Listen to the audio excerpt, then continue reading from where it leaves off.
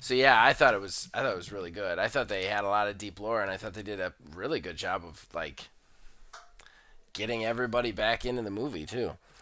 Oh yeah, absolutely. I thought Um, Knuckles' lore was pretty good. Uh, yeah, and you see I what I just mean about Idris? Like he was like because he he was. was so earnestly it made it better. I don't know. I still think after seeing Idris Elba do it, he didn't do a bad job, but I think I still would have pulled for The Rock. The Rock would have been terrible in that role. I completely disagree with you. And I think you're just being stubborn. That's all I'm saying. uh, But oh yeah, last night we didn't even leave the drive-in until 2 in the morning because I'm a stubborn asshole. I spent my money. We were falling asleep during the second movie that we wanted to see anyways. It was the Fantastic Beasts, the Harry Potter movie. Um, and we were both just like fucking Yeah. wiped. And I was like, no, I spent $25 to get us in here. By God, I'm gonna watch these movies. Time to get your fix.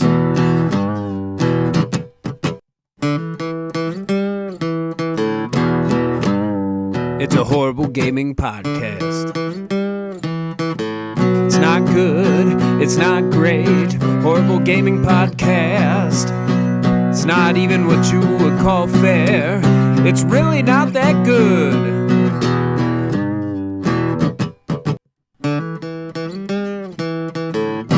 Horrible Gaming Podcast. Hello, my name is Zachariah with Old Man Gaming, and you have decided for whatever reason to tune into another horrible gaming podcast. I am not alone, and mostly I am never alone. With me is. Neil, aka a tiny wizard. Hi, ladies and gentlemen. We're going to do a show today. We're going to do a We show are. about video games, and hopefully you'll enjoy it, and hopefully you won't. Or hopefully, well, I Hopefully don't. you won't. I hope you hate it. just fair warning, everybody. I fell asleep for 20 minutes before I came on here, so I'm loopy as all hell. So just keep that in mind, everybody. All right, so we got to thank a couple people for making this possible. Number one, behind. Oh, I screwed that up. Actually, We're doing great. yeah, I know. This is This gonna is so good. literally change on camera for everybody. All right, behind everybody, you can now see the picture. Uh, that was made to us by Mr. Mark Bell. We thank him for that. Any custom artwork, custom graphics were made by him. And then, of course, the man who makes the music, my brother Nick Van Sliders, makes all of the theme musics here for the channel. We thank him for that. Horrible Gaming Podcast. That brings us to our first segment and our most important segment. That's Fan Traction. That's where we, the co-hosts, talk to you guys, the fans. We read out your comments that you leave on the previous videos and anywhere you post them, and we see them. And we talk about them, give you our hot takes, that sort of thing.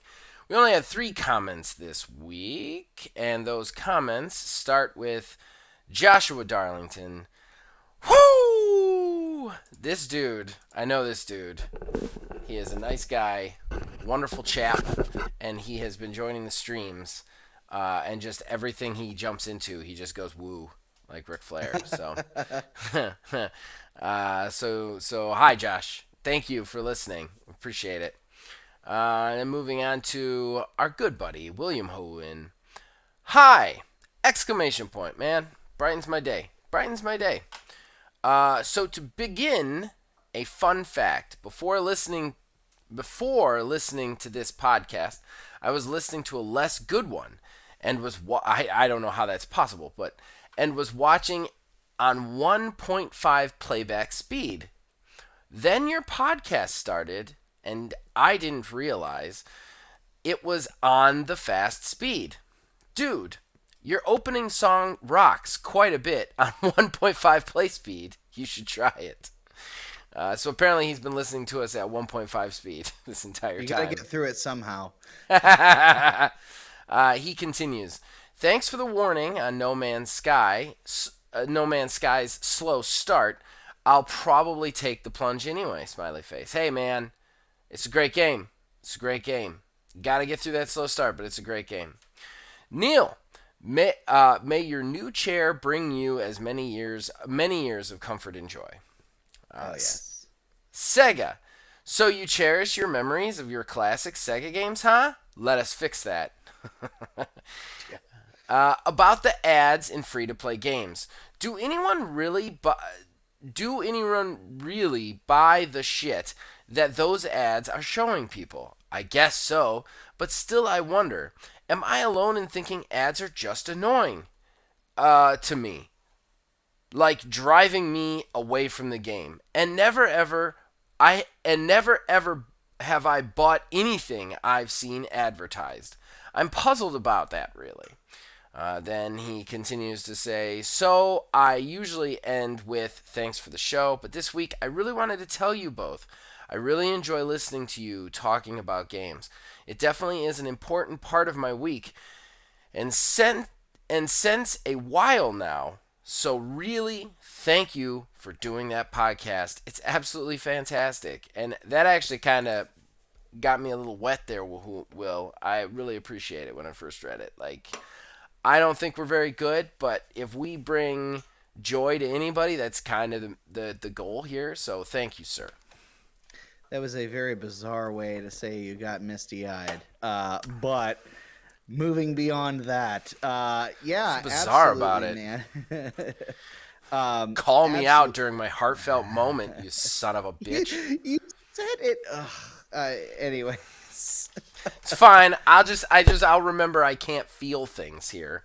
I've got to be the cold-hearted, angry old man. You said you got wet. I did. I got wet in the eyes, baby. Oh, jeez. Wet in the eyes. Anyways, though, yeah, no, dude, absolutely. I mean, I know there's something cathartic about just like listening to podcasts. I know there's been like times in my life, like just like when stuff has been going on or whatever, I just kind of take solace in listening to the podcasts, or even just like having it be a part of my daily routine or weekly routine, saving certain podcasts for certain days. So, I mean, I'm glad that we can do that for you, especially given the fact like you and I primarily just do this for fun. So, I mean, hey, it's awesome. Yeah, I mean, I guess I was trying to make something out of it. Neil, it's fine. You're 0 for 3 today. I'm 0 for 3. I am 0 for 3. I really appreciate you, Will. And it's comments like that make me get on when I fell asleep in my kid's room and all I want to do is go to sleep. It's comments like that like make me drag my fat ass down here to do this thing, and I appreciate that, man. I appreciate there's people out there listening to us, appreciating what we're saying, regardless of the size of the audience. I appreciate that we have one, and you're such a great commenter, brother. I think at some point we've got to have Will on the show. I think we've got to try and make that absolutely. happen. So to continue, Asylum 66, it's time for Game Genie to make a return. A simple code to unlock everything in a game. Yeah, absolutely. Sure. I think that'd be great. Down. I'm sure like publishers would not want any part of that near their games at all for multitude of reasons, which is very unfortunate. But I think with games being able to be modded and everything on PC and now on console, I think that's kind of taken that space. Yeah. I think, you got a lot of modding and stuff like that. I would love something like that to come back. If for no other reason, then I think accessibility needs to make a comeback. Look, I know that there's some lunatics out there who are like, if you put an easy mode in Elden Ring, it ruins the game. No, it doesn't. That's stupid. No, it doesn't. And you're gating off that game from people who legitimately can't play it, like people who are handicapped in some way, shape, or form, or have a disability. Like games need more accessibility. Period. Like, that's great. Your game's difficult. That's fine, but that doesn't mean that you should make it impossible for other people to play it. easier. You know what I mean? Like, Oh yeah, absolutely. I mean, that's a weird thing. I've never yeah, understood the whole get gooder mentality. mm, I mean, it's it's funny, it's a joke, it's a goof. yeah, yeah, But at the same time, like there are some individuals, unfortunately, who take it to such an extreme that it's like if you aren't, you know, beating ass in all of these games, it doesn't matter if you're having fun or not, which is, literally the point of these games. yeah. I will never understand that mentality at No, all whatsoever. there's a weird shift in gaming right now where it's like it's all about like torturing yourself to get through a game. And while look, I've had some fun torturing myself with Sifu, I don't necessarily think that like if it wasn't fun, you know what I mean? Like Yeah. I don't know. I don't know why that's a something to hang your hat on. And on top of that, like the get good thing, like okay, I get that in multiplayer because you're trying to win and it's competitive, so I understand that. But in a single player game, like single player games are supposed to just be fun for a person. They're supposed to be a power trip for a person, you know? So like Yeah. I don't understand why where that mentality came from. So I'm all for Game Genie. I'm all for just like accessibility, difficulty options, whatever. Like let people play with the games the way they want to play them. And we skipped over something that William said though. I want to jump back into the ads that people are showing. Have you ever bought anything that you've seen in an ad? No, I don't Okay. think so. Especially like in a game for like a DLC, this, that, or Mm-hmm. the other thing. Mm-hmm. Like I know like Halo, they have on Halo Infinite all the various different things that you can get on, in the multiplayer. Sure, it's fun and cool and everything like that, but at the end of the day, I don't see my Spartan, so I don't care. I will say this. I have never purchased anything from an ad from a video game, ever. However, I have sought things out from seeing them in ads from my streaming stuff. And I hate to say that that's the truth, but that's the truth. I'm a cord cutter, so the only time I see ads are in like Hulu and wherever else, Paramount Plus and wherever else I have ads. And if I see like a new flavor of drink and I've never heard of that, that's how I learn about that because I'm not in those worlds. With gaming, you're not going to sell me anything I don't know about. Right. Like I run a gaming channel. Like I know about it. I know about it. It's very few times when I see a trailer in an ad on TV and go, wow, I didn't know that game existed. I know Hmm. all the games exist before they exist, and that's not a brag. That's really not a brag. It's actually kind of sad. Uh, but like I do because I'm in that world. But like when you're talking about like weird drinks or food or like Taco Bell gets me a lot. Like when a Taco Bell ad comes on and it's like the new like steak fries burrito thing, like then I'm like, oh, I gotta go get that. Oh yeah, the white Yeah, hot those are fry good. burrito. I Those are had that the fucking other day. good. It was really good. They're Yeah. really good. But yeah, like those kind of things get me. So I'll say that. But I don't want those kind of ads in games. You know what I mean? No. So Oh like, God, no. Yeah. I don't know. I don't know. So I guess that's the best answer we've got for you, Will. And again, thank you to everybody who comments on this channel. We really appreciate it. Uh, just to really quickly talk about our talking point. Any longtime listeners is probably wondering why you're not hearing Philbilly's voice, and you're also probably wondering, oh, we were gonna do a Tiny Tina's deep dive. We're gonna save the Tiny Tina deep dive because a cat's out of the bag. Philbilly is having his second baby. Uh, when you're hearing this, he will probably have already had it. Let's put it that way, since we are in the quantum studio and it does move through space and time. But Yes, it does. he's not available right now because of that.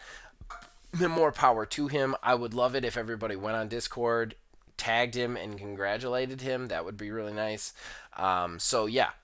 So he is in the middle of having his child, and it just didn't feel right to not have the Buildmaster General on a Borderlands podcast. Oh yeah, for sure. Yeah, So it's actually funny you bring that up because that was the first thought that I had we were coming up on 10 o'clock and you still weren't here yet. And I was like, oh God, the baby's coming early. That was the very first thought I had. I was about to text you and be like, hey, if you can't make it, it's cool. I understand. We'll just have to do a last minute one tomorrow night. No, my kid was just taking a really long time to go to sleep, and I passed out in a chair. Neck is killing me. It's good stuff. Good stuff. Good. It's hashtag dad life, everybody. All right. So what we are gonna do tonight is, you may or may not have caught that I posted this to the Discord. It was only up for about like 8 hours after I posted it, but a leaked trailer for Skull and Bones, which we have been covering thanks to Neil's diligent watching of this abysmal failure. This thing leaked, and I saw it. Neil did not get to, No, but I missed it. I gotta say, we gotta talk about it. We gotta talk about it. So that's what our talking point is going to be today. And just ahead of time, if there's not a bonus, please forgive me on this one. I know there wasn't a bonus last week. That's because we did a 3-minute cold open. But there might not be a bonus this week just because we're both very tired and we're just kind of trying to get it done. So, all right. So we're going to take a break. We'll be right back with our talking point. Horrible Gaming Podcast. All right, everybody. That brings us to our first talking point, and that is Skull and Bones. So, Skull and Bones, just to recap things. Just to recap, this game has had a not going to make that word. Not going to get that word tonight. It's not going to happen. That development ordeal. Back in 2017, 5 years ago, 6 years ago, something like that, this game was announced. It was announced as a 5v5 arena ship multiplayer combat pirate game. So it would basically work on Black Flag's sailing combat engine, but it would be 5 people versus 5 people, and it would just be ship combat. That was it. That's what it was announced as. We saw a trailer for it. It looked cool, and I thought I was interested. We fast forward a little bit, hadn't heard anything for about a year. Then we heard that they were redoing it to be like an open world game as well as the 5v5 arena. So we kind of lost all idea of what the game was, and then everything just kind of went dark. We hadn't heard about it. We didn't know what was going on. Didn't know if people were working on it. Just didn't know. Then recently, this game has resurfaced. They've actually been putting something together, apparently, even though we're 6 years in at this point. And they apparently had a technical alpha with a very select few of people signing very heavy NDAs. Nonetheless, Ubisoft, because Ubisoft's Ubisoft and they love to leak shit, a gameplay footage trailer, which basically what it looks like is it looked like the opening of the game. Like, have you ever played a beta or an alpha where like when you start in, there's like a 4 or 5 minute like this is what the game is sort of thing? No. You've never had that? No, any sort of beta I've been in is just like the main screen that just says like, hey, just so you know, this is a beta, shit's gonna get wonky, and then just like goes into the game. I've had a lot of them like that, or I've also had them where like you get to the end of the beta and it rolls right into a trailer, you know, for I've the seen game. that. Yeah, I've seen that.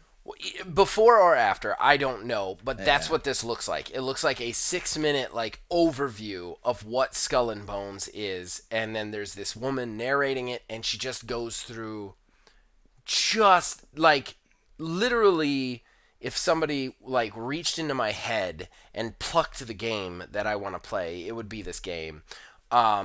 And so I can't help but be excited for it.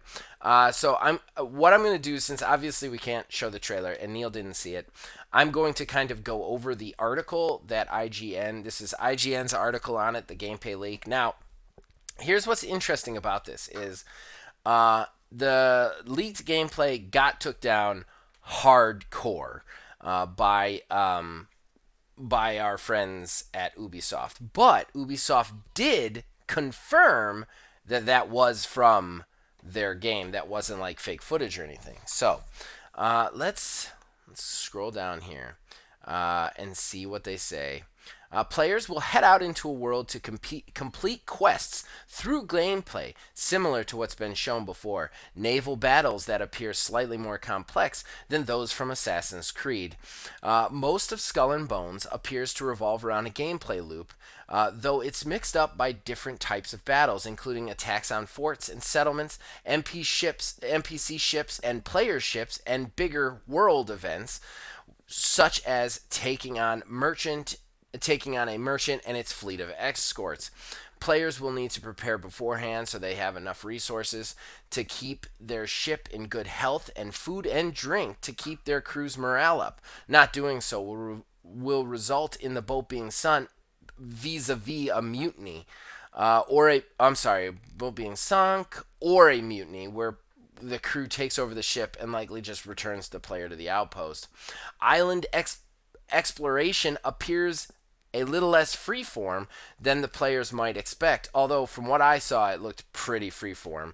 Instead of being able to stop the ship anywhere, the gameplay showed off a specific outpost that the player could dock with and explore on foot.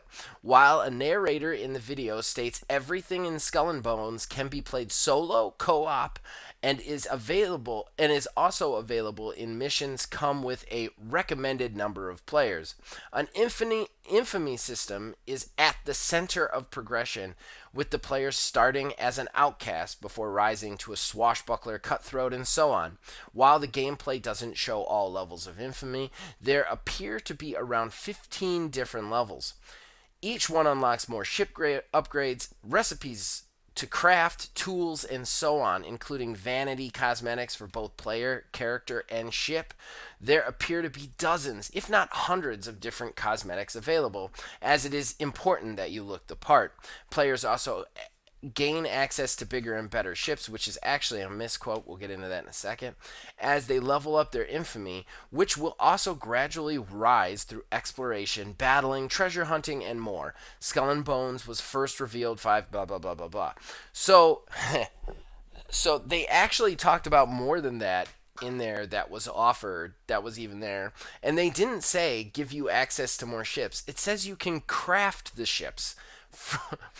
What? You can actually craft the pirate ships.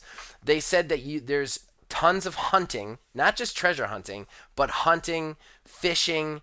You can slay animals. Like, basically, this sounds like Red Dead Redemption 2 with pirates.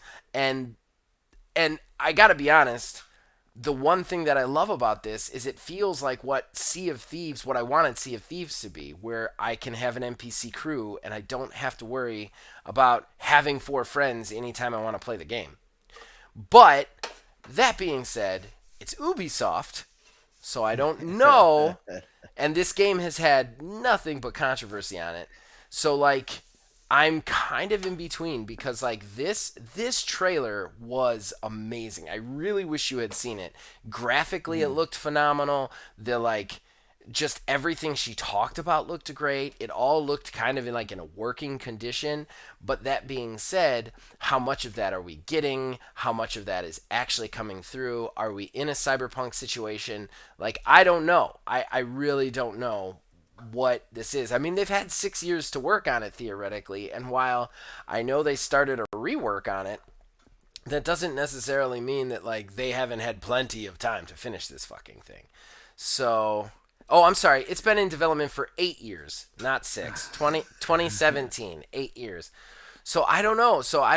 I wish you had seen the trailer. I really wish, because I think you're going to be very negative on this because of that, but it's it was pretty impressive. Yeah, whenever you said that it sounded like kind of like what you thought Sea of Thieves was going to be or what you wanted from it. That's kind of the same vibe that I was getting from everything you were saying. And if that is what it is, who knows? It very well could be, something. I do wish that you would have, just a whole buttload of islands that you could just randomly Yeah. hop to or whatever. Yeah. Instead of having like specific places where you could only, drop anchor and Here's the everything like thing, that. though, and So they said that in IGN, but they only said that in IGN because in the trailer, in the actual trailer of what you're seeing, you see an outpost that he's on where he could like trade with somebody and then hide his goods so that he didn't have to take it back to like an actual city. But the lady herself specifically says that like they are fully explorable islands, like not just the outpost. So like I think IGN's article was specifically being writ on what you saw the guy do, not yeah. what was being promised to the players. And good on them. I'm not for not spreading too much disinformation, but at the same time, like I don't know, this sounds amazing to me. It sounds really amazing to me. So I think just given the fact that you brought it up right now, I think we should kind of address, the somewhat the elephant to some Sure. degree in the Let's room do with it. all of this, and it is this actually gonna be what it is? Right. Because what it's said to be, because like you said, there's been such a crazy development around it. Lord knows it's been a running joke that I've kept up with Yes. for Yeah. so long now. Literally my entire time I've been doing this, it's been a running joke. But like also you touched on another point. It's Ubisoft.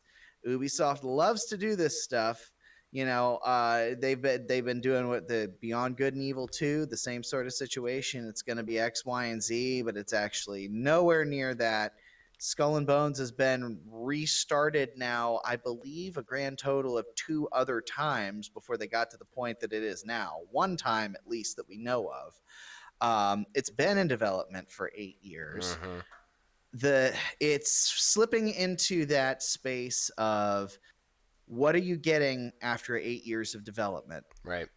That's what it is a game can be absolutely fantastic, but when it comes down to it, how long do we have to wait for that? And was that wait justified for what it is that you actually get in the end?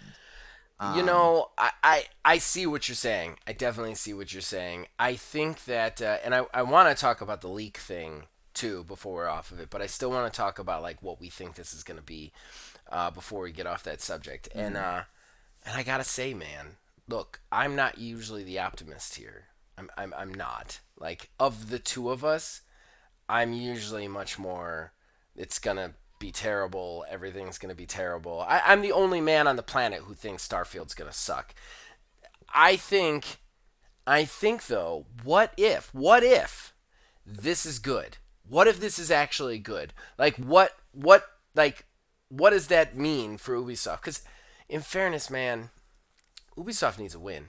They're on the market. We already saw that, and hey, predicted that. I did. They're on the market, which means they're already talking to Microsoft and everybody else.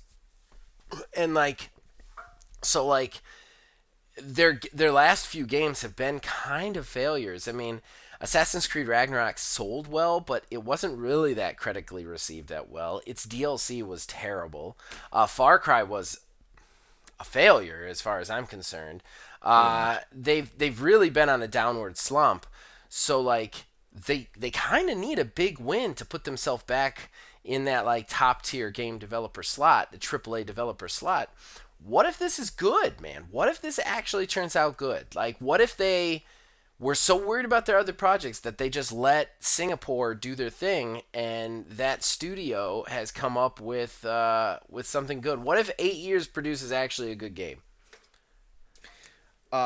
So what I would say in this situation, if Skull and Bones does come out and it is good, I think that that's not going to be the end of it. I think that they would need 2 in a row.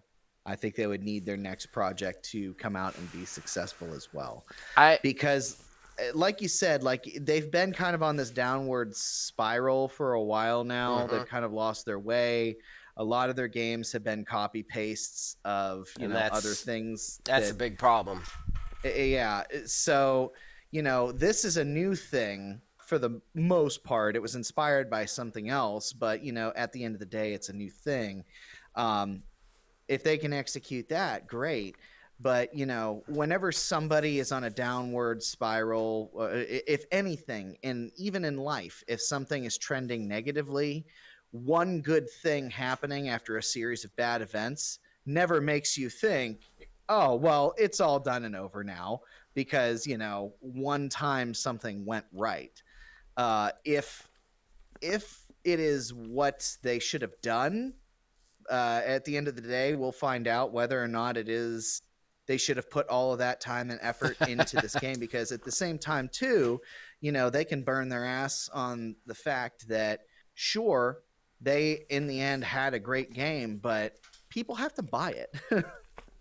So I Not mean, only do it's people have to buy it, and that's something else. Not only do people have to buy it, but have to how buy a many lot of people have to buy it. it to Exactly. make up for 8 fucking 8 years of years. development? Like, that's salaries. That's, Right. you know, Salaries, development costs, everything else for under the eight sun. years. Like, and I mean, good God, like this will be the one time when a developer says the price isn't high enough, and I'm like, yeah, not to make back that nut. Like, there's no way to get that back. Well, I mean, if it sells like gangbusters, maybe. And I will say, they are really primed to hit big on this, and there's there's not a lot of pirate games out there, man. There No, really no, that's isn't. true. And That's there's true. almost no open world pirate games. Like, if you want an open world, like, play your own pirate sort of game, you're playing Sea of Thieves. And if you're playing Sea of Thieves, you better have two to four friends, or it is not going to be that much fun. And I love Sea of Thieves. I think it's a great game. That being said, you need people to play that, and that's one of the reasons I don't play it as much. Um, there's a couple of, like, very small indie games. I reviewed a game called Buccaneers not too long ago that was developed by, like, two dudes in a garage, and they used Minecraft assets, so it's all but it's very cool open world. Like, it has big naval battles and stuff like that. Um, but, like, for, like, play your own pirate stuff, there's really very few stuff in here. I think this is a niche they could really hit with that if they're really producing Red Dead Redemption 2 with pirates, which is what it kind of feels like. I mean, sign me up. Sign me up right away. Yeah. Here's my Yeah. thing. Okay, go ahead. I was Rebuttal, just going to rebuttal, say, I rebuttal. mean, yeah, no, it's not even a rebuttal. It's actually an agreement. Like, I've torn this thing. I wouldn't say torn this thing a new asshole, because I haven't been like super critical of it. But I mean, I've been making fun of this Yes. game for a Yeah. long time now. Yeah. And if it comes out and it is that sort of, you know, GTA but pirates, Right. like, that would be great. Yeah. That'd Yeah. be absolutely great, and that'd be something that I think that I would be down for. I would give it a shot, Yeah. but at the same time, who knows, Who knows? what it could be. But you made a great point there. Is, yeah, you're playing Sea of Thieves.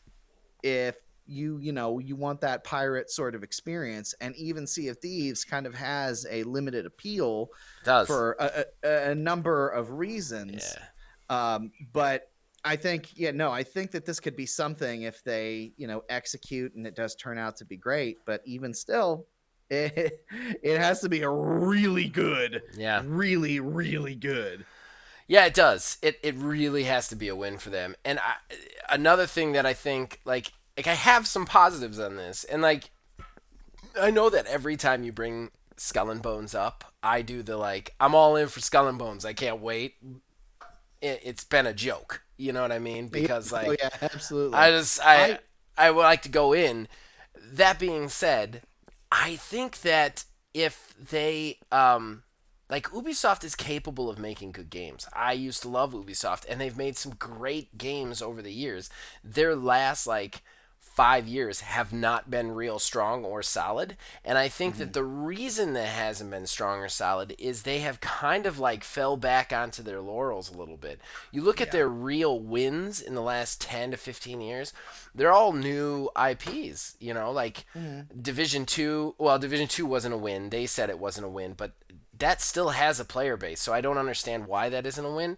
But For Honor was a completely original IP. It wasn't perfect, but they, made it much better. It still has players.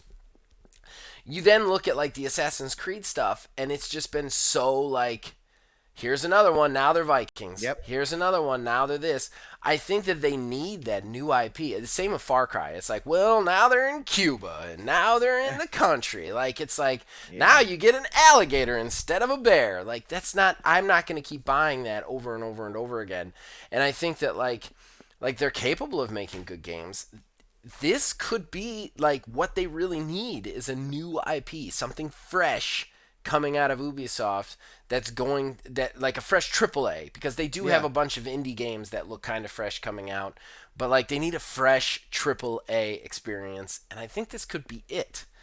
Yeah, you bring up a good point there too, because the running joke with an Ubisoft game is like people will say, just describe it as a typical Ubisoft game Yeah. with taking over radio towers to Yep.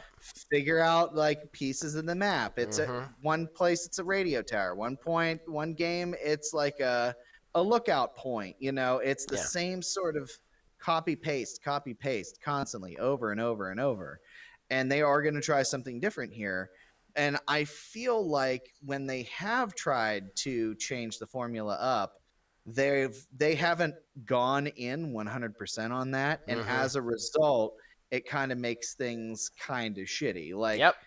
Far Cry Primal, that was them trying to take the series in a different direction, I love that game.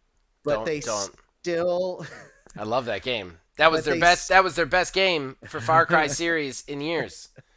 Because it was more different. Because it was more different. yeah, but at the same time, No. to my point is like they didn't go far enough. You I want to fair. flip the script and change it up, but Fair. it's still quote unquote just a Far Cry game. I think they went really far with that, but I think they should have just made a caveman game by itself. Why was Far Cry before it? And then why did we have to have the gaining watchtowers? I will agree with you on some of those factors. Far Cry Primal is still one of the best. It's the most underrated Ubisoft game to this day. I will fight people who disagree with me. Nonetheless, I do agree with you. They didn't go far enough. I think that you also have like, I don't know. Personally, I know a lot of people loved Assassin's Creed Origins, the kind of RPG Assassin's Creed version, Yeah. which was nice, but it felt like a merging of two things that didn't necessarily belong together.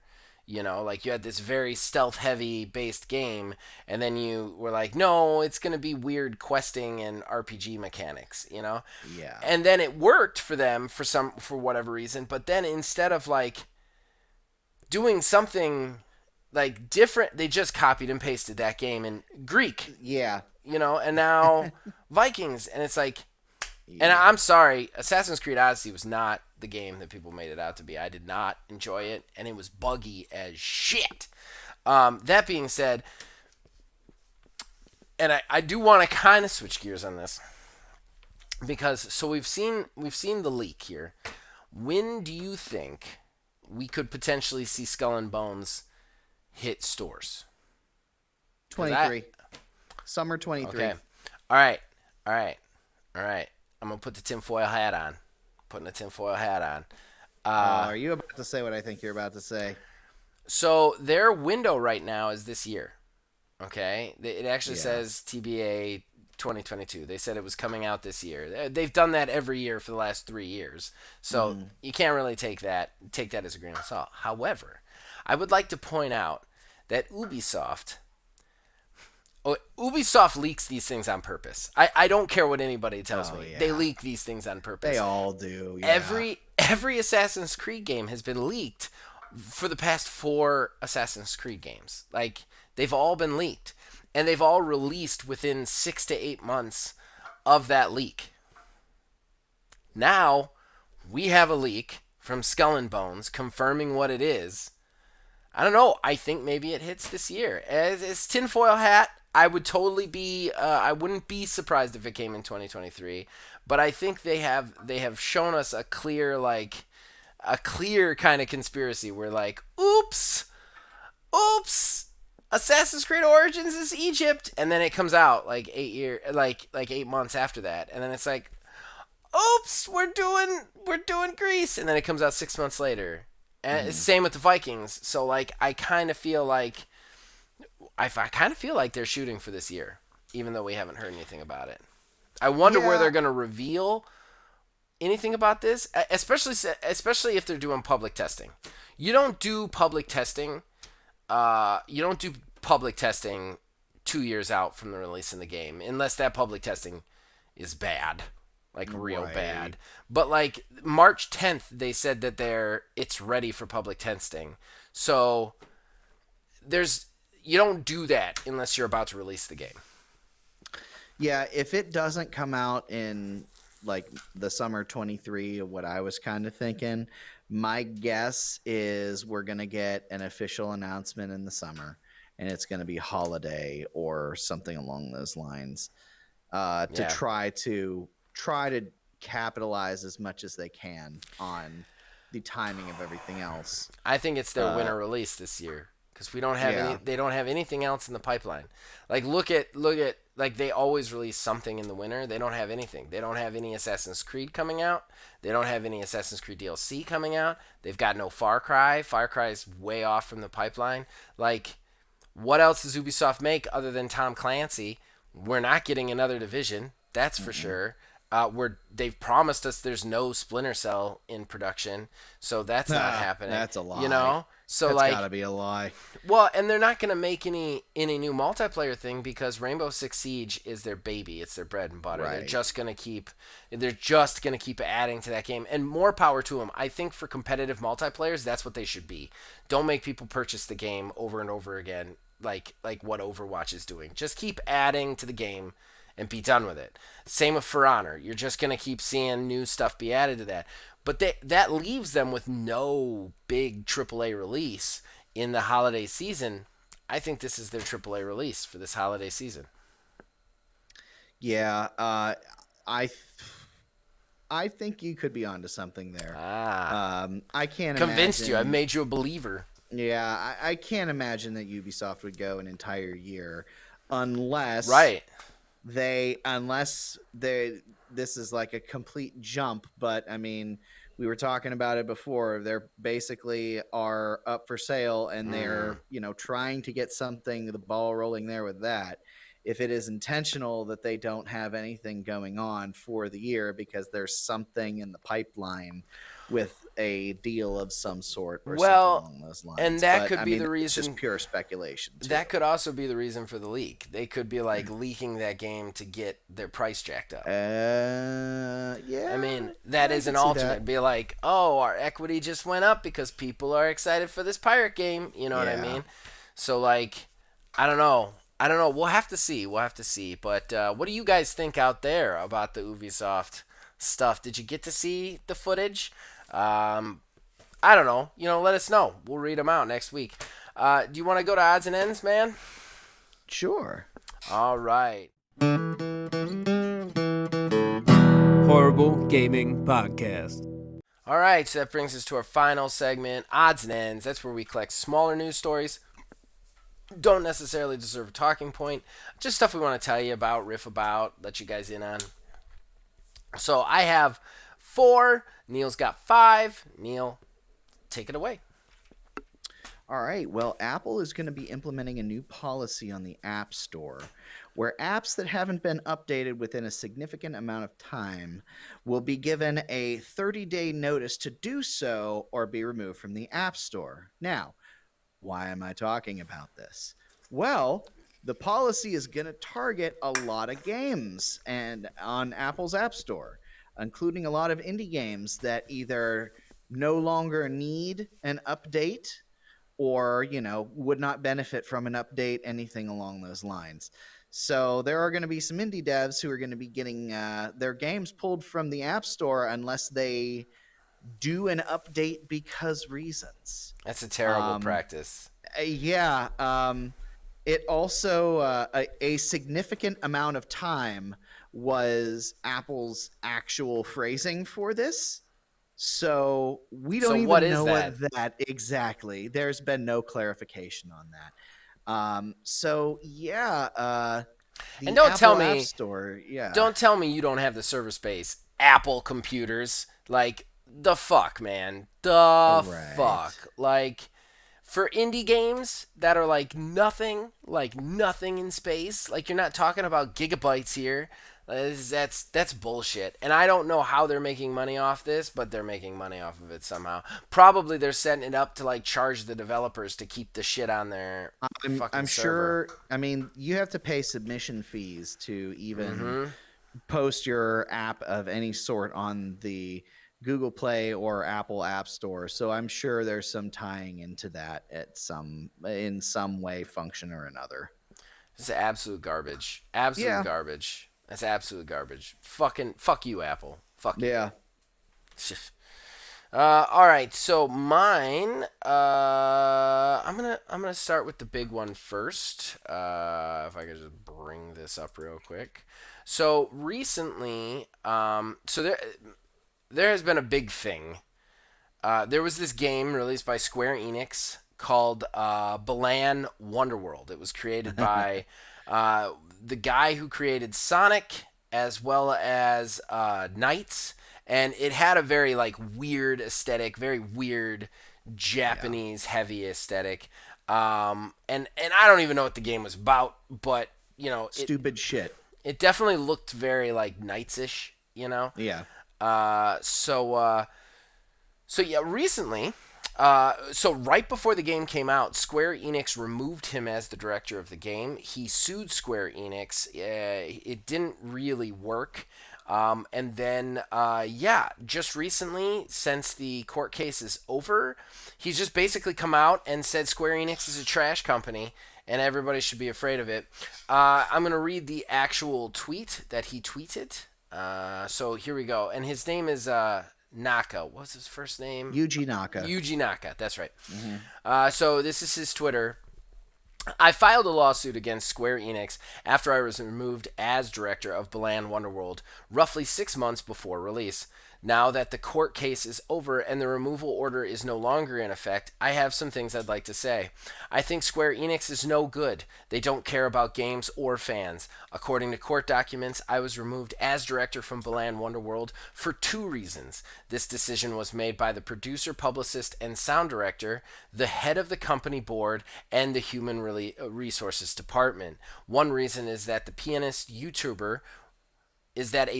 YouTuber was going to perform songs from the game and publish the sheet music arrangement as part of the game's promotion.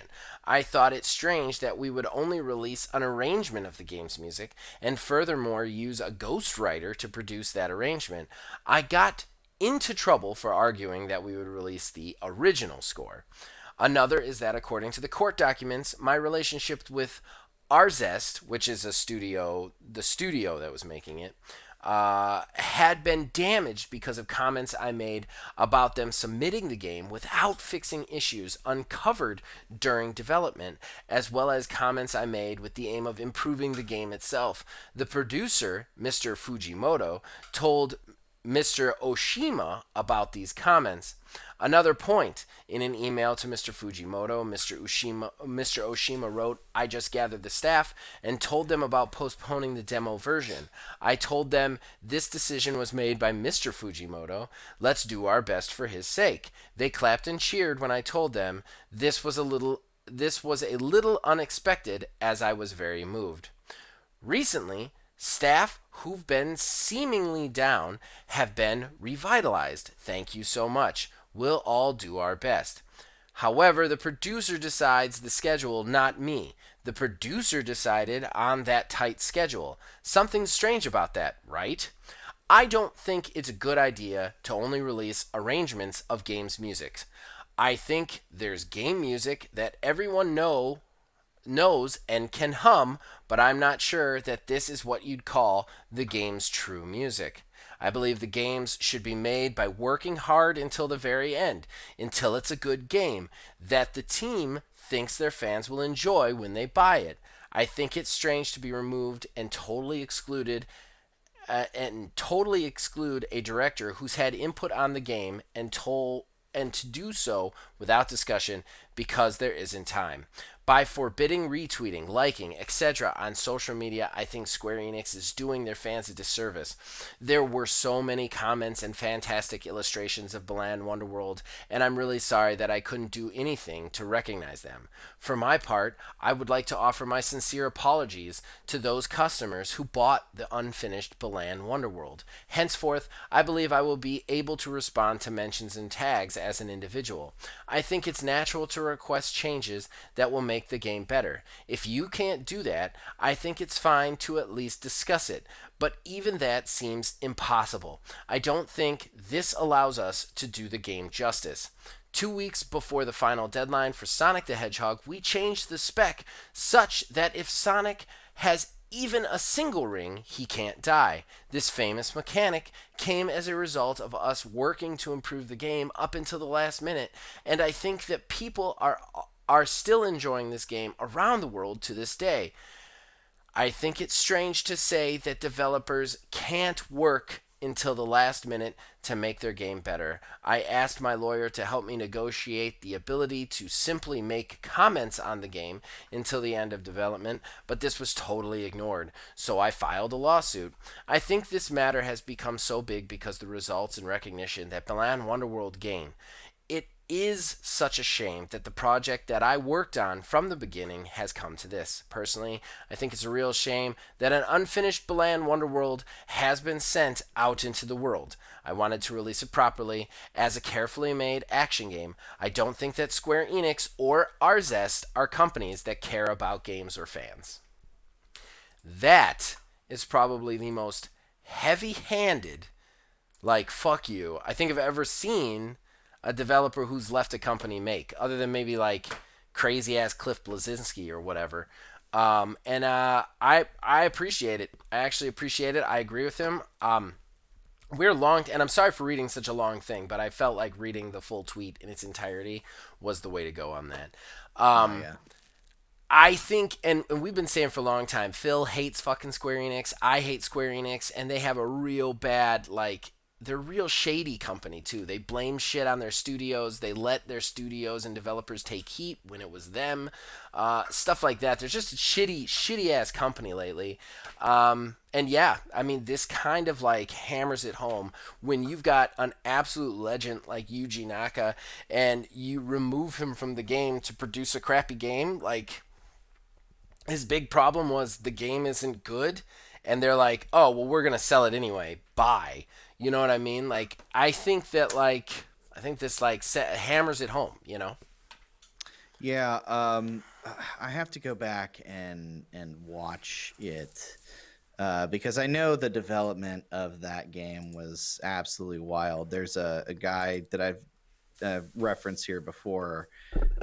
He does a series called What Happened, Uh-huh. and it's just various games and movies that had really rough development cycles. Whether or not they came out good or not is addressed, in there too. But he did one on that, and I know there was a lot of weird stuff Uh-huh. going on with that. But yeah, I mean, at the end of the day, um, when you have an individual or a team or whatever may have you trying to make a thing, and you have some other outside force who is not involved in the creation of that thing but is pushing that group along to get that thing done, like they Uh-huh. have a stake in it even though they have no input into it at all. And that can be applied to anything at all in life. Even it never turns out well No. because that person is not, person group whatever, is not on the ground floor of everything that is being done Yep. in regards to whatever project. And that's what's happened. That's what happened here. That's what happened with something like Outriders, I'm Uh-huh. assuming.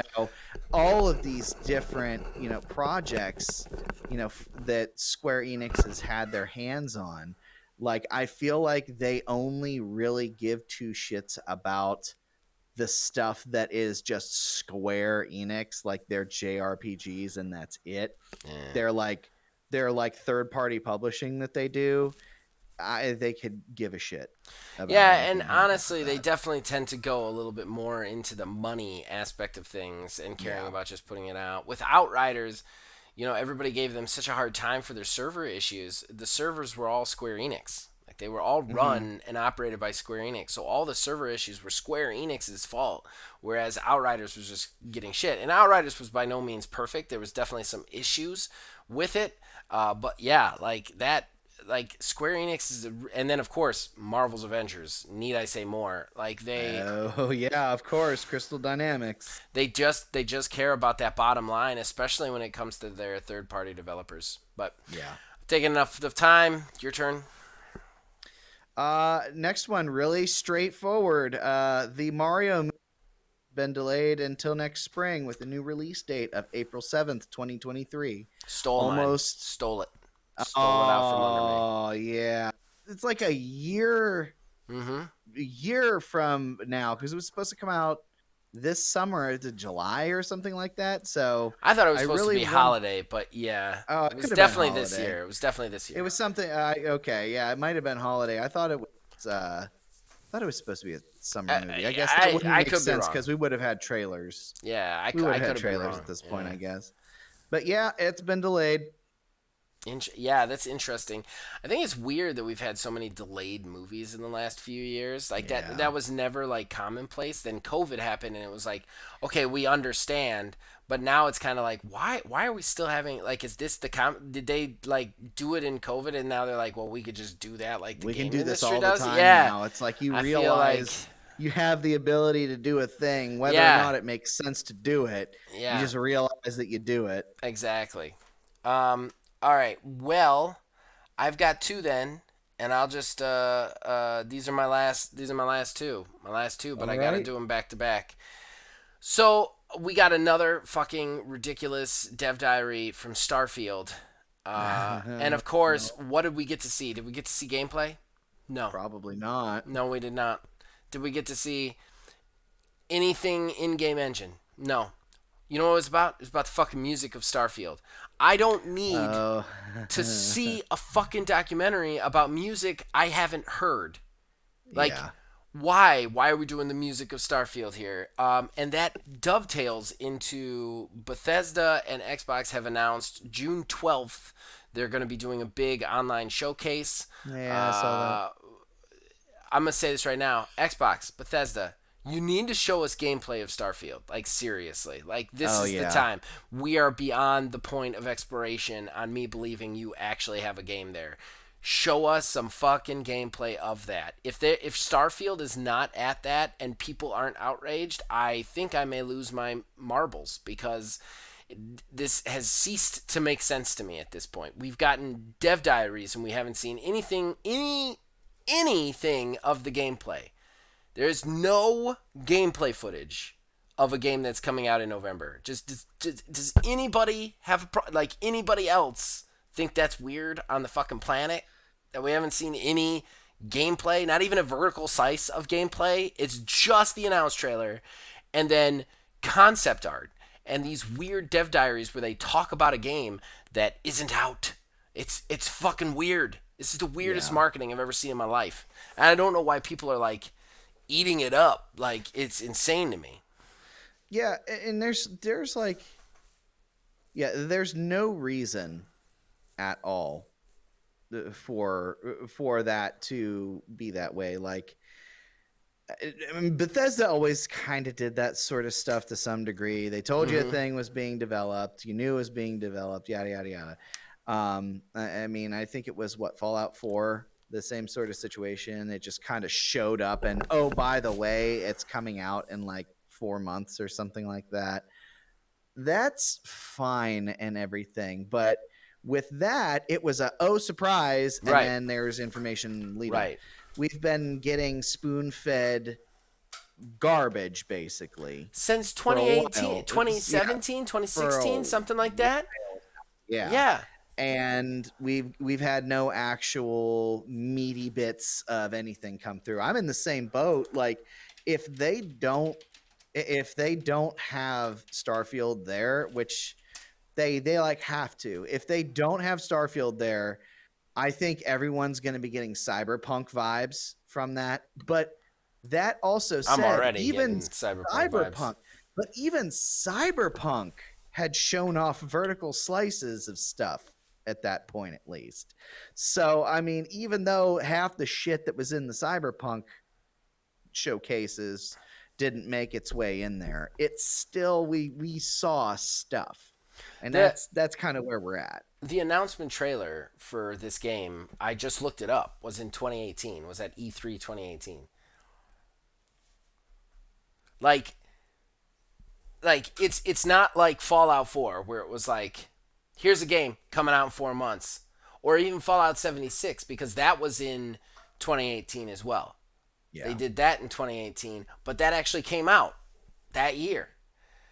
It was a train wreck, but still, they announced it and it came out. This game has been like we've known about it that long. Like, what's happening?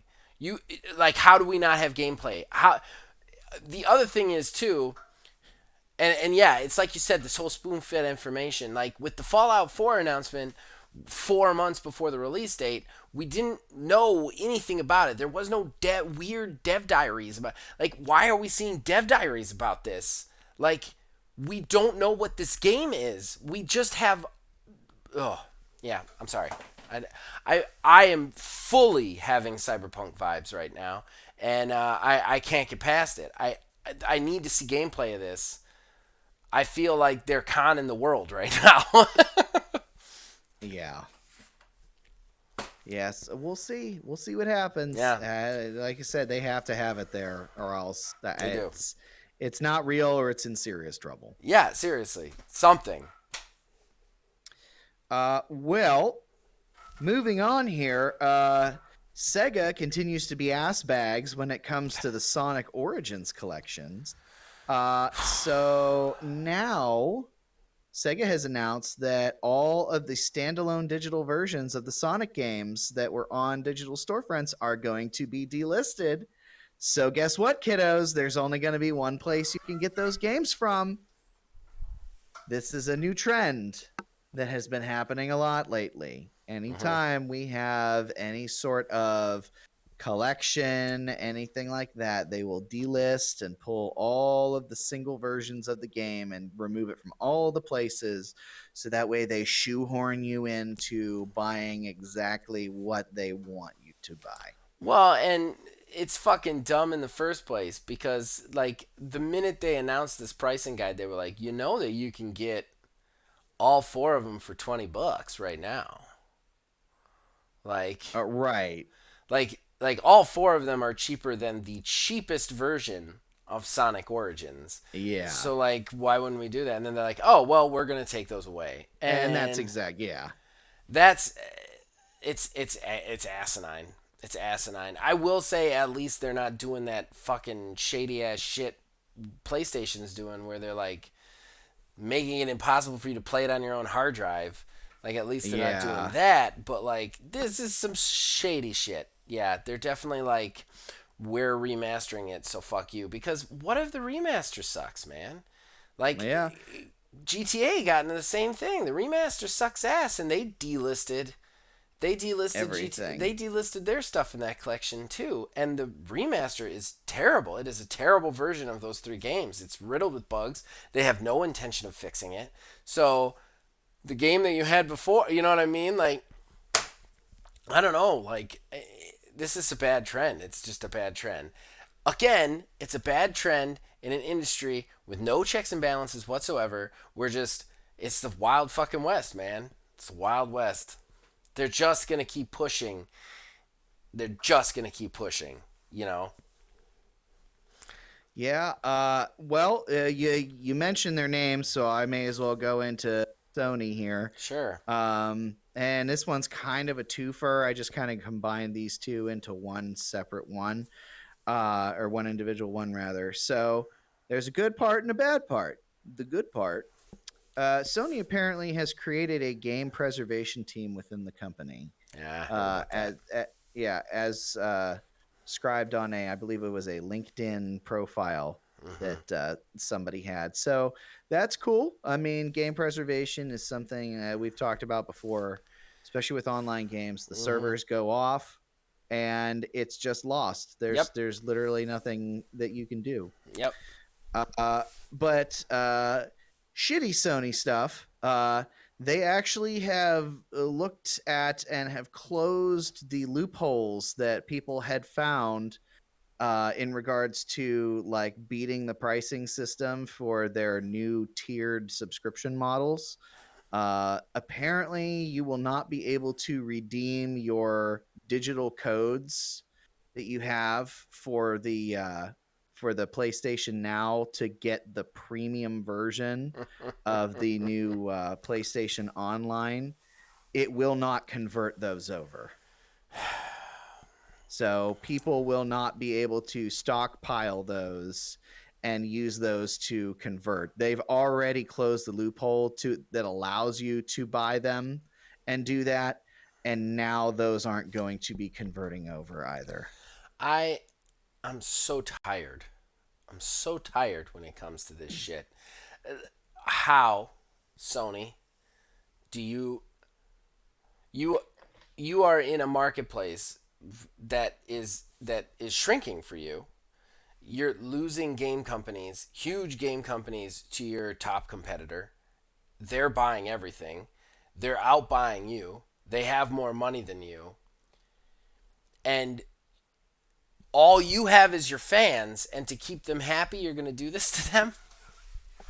Like that's your answer? Like let's burn bridges and destroy goodwill of the only people who have supported you 100% through all of it. Uh yeah, it's ridiculous. It's absolutely ridiculous. And this isn't just even like the industry being evil. This is Sony being dumb, in my opinion. Like this is just a stupid mistake. A stupid mistake that puts them that hammers home the fact that that company and their way of thinking is antiquated for 2022. They're not prepared for the gaming industry right now. They're not, and they're not going to be able to hang. They're just not at this particular juncture. And again, I want them to hang. I do not want Xbox to own everything. Shit gets bad when people own everything. But like Sony they're stupid. They're straight up dumb.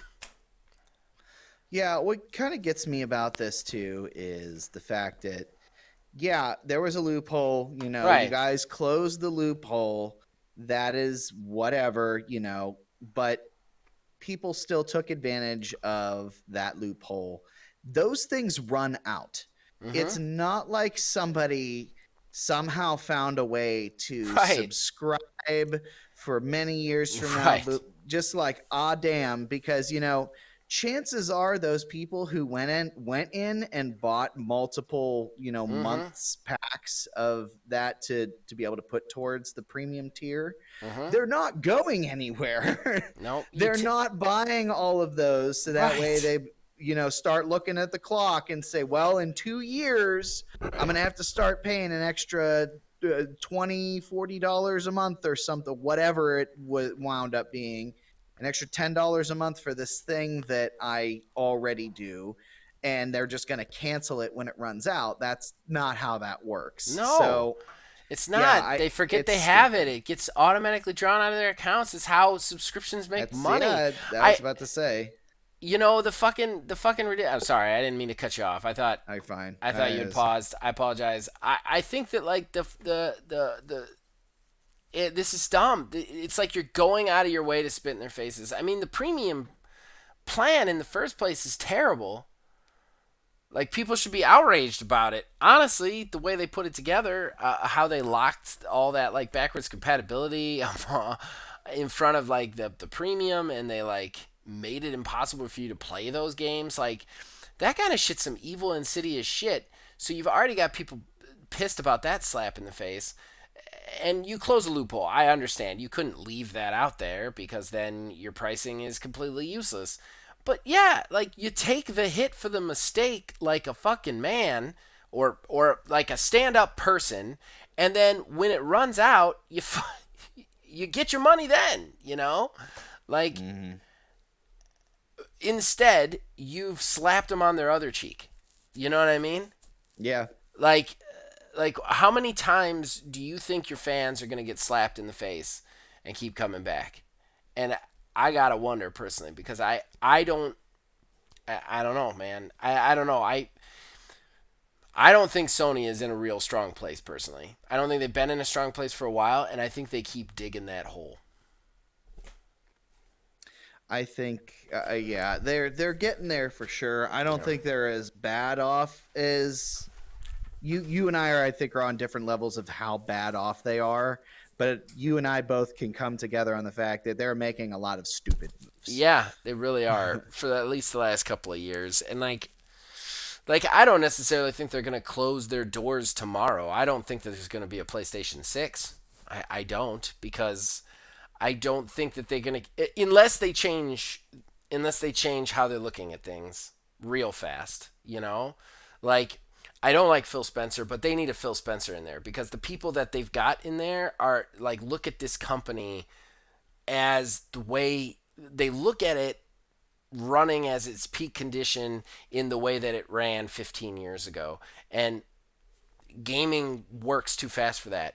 The gaming industry right now does not work any way, shape, or form the way it ran 15 years ago. And I think PlayStation is riding this wave of like, we won so hard back here. You know what I mean?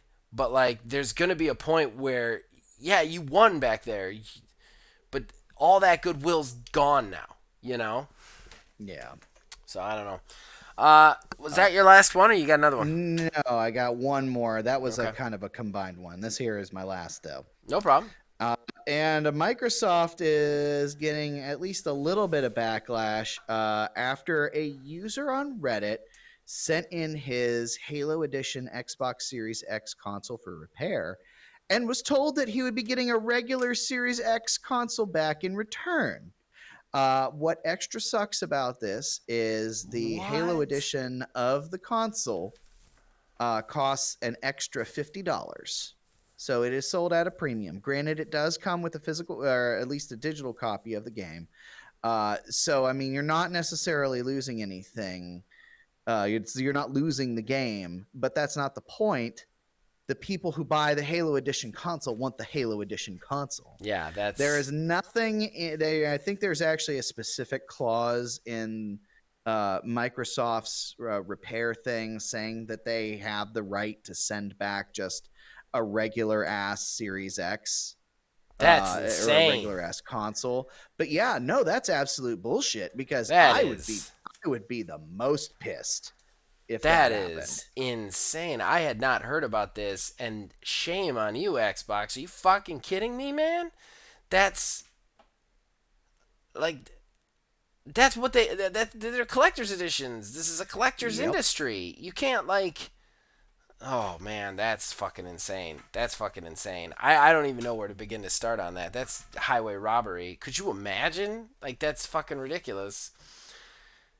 Yeah, That's like taking your it's car to the shop.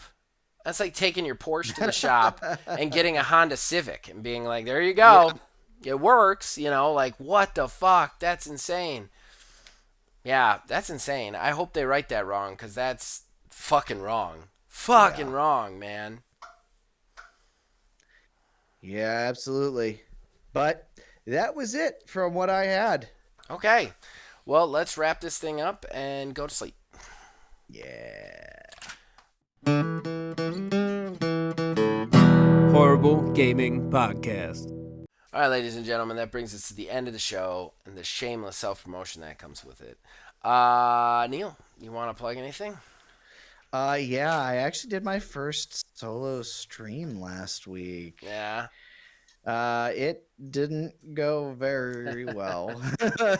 They never do in But the beginning. no, it was fine though. I made a fool of myself playing Street Fighter 4 and got my ass beat repeatedly by the very first dude because it was a shitty matchup. But it was smooth sailing after that. But yeah, I'm probably going to continue to do some amount of streaming of some degree. I don't know precisely when it's going to happen. I'm not sticking to any sort of schedule. If I feel like doing it, I'm just going to do it. This works. It's the best way to do it. Yeah, I'm not going to try to relegate it in the time slot to any degree. But yeah, it's my Twitch is twitch.tv/OMG a tiny wizard, all one word, all lowercase. And then we also attempted to do No, don't a even. Don't gold. plug this. Don't plug this. This was a fucking nightmare.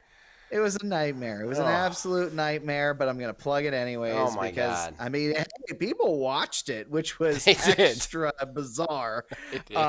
We had been talking about Uh, doing some other sort of stream. We a while ago, it's like a year and a half, almost 2 years ago, had said that we were going to do a Golden Axe live stream, and the Genesis collection on Steam, I have no idea what was going on with that. We could I not for don't the know. life of us get into a game together. So we wound up literally just kind of playing the game briefly and talking about it. And even that didn't go very well. It didn't. It didn't. I the did pretty good. I whole kicked the some ass. whole thing. Yeah, you kicked some ass. I apparently chose baby mode, and the game was like, "Oh, little babykins, play better, play on the hard mode. You want to play Nah, more games?" So, I do play more uh, games like that than you do, in yeah, it's fairness. true. Yeah. So, but yeah, we did that. And I'm sure we're gonna have something else here at some point too. And Well, then, go ahead. well, I was just I going to was say Halo Firefight's going to come Yeah, back. I was gonna say Yeah. Halo Firefight's coming at some point here Yeah. soon. I know we had talked about we were gonna be doing it sometime here in May. Guess what? Sometime. It's now May. We're going to. So we're It's gonna going to get that happen. all. Yeah, we're gonna get that all figured out here at some point and have more information soon. Yeah, probably. I was thinking maybe a week from this Wednesday, but we'll Yeah. hash that out because I got the Axiom stream, which brings me into my first plug. Axiom Episode 5, Axiom Star Trek. We're still doing it. You can check out Aether Dios's Twitch stream on Wednesday nights, right around 9:30. Sometimes we start. It's a little bit 9:30 ish is when you want to be there, but who knows when we start. And his channel is AETHERDEUS I think. And yeah, check him out on Twitch if you want to see it live. If you don't and you want to come back here for the VOD, we post it here on Old Man Gaming Friday mornings at 8 a.m. We've done 4 episodes so far. The fourth one was without a doubt the best one that we've done so far. We're hitting our stride, so we're still doing it. Still doing it. So that's this Wednesday. Um, and then yeah, I mean, other than that, we doing our normal streams, man. Amateur hour. Other thing, I've got a review coming out for Rogue Legacy 2 tomorrow. Um, and yeah, Prelude to Divorce is still going strong. I I do want to plug something else now, if you don't mind, Neil. A little bit of a private plug, Oh. a little bit personal plug, if you don't mind, for something non-channel related. Oh, Um, go ahead. So, permit me your ear, fans, but I am a longtime tabletop role playing game player. I have been for some time, and I mostly play homebrews of mine own creation. Um, that being said, I started a company called Axiom Games LLC. There is now a YouTube channel. There is also a Facebook page where we're going to be putting out some ads and stuff. Not necessarily ads, but we have a tabletop game that we have been working on for some time. We can announce a release window, so to speak, of end of summer, early fall. We did some successful playtesting. We are finalizing some designs, and then we're gonna start getting it going. And I'm gonna start doing some videos, some diaries, stuff like just to kind of introduce you guys to the game. And it is a game about my other passion, and that is professional wrestling. So it is a professional wrestling game called Upper Hand. So please check those two places out if you are a tabletop role playing game fan or a wrestling fan or both, or you just like me a lot. But the game will eventually be sold through Drive Through Games and Drive Through Cards because it is a card based role playing game, which is kind of very unique about it. And yeah, I'd love it if you guys supported that. I'm really trying to get that business off the ground so that I don't have to get an eventual day job.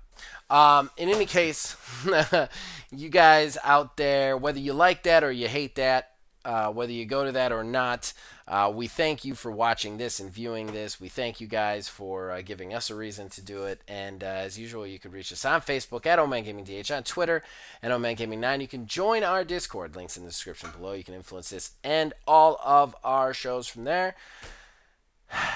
As long as you keep watching and listening, we'll keep making them. We'll see you guys next week. Also, watch Pitch or Die. Bye. All right. Pose. If I lean back certain way, Yeah, you vanish. I just turn into a floating head in the water. your summer background is nice. I like it. Yeah, I've been trying to change the backgrounds every so often. I know you're making me look like a piece of shit over here. Every week you've got some fancy background where there's like talking mushrooms or a beach, and I'm just sitting here in my fucking dirty basement with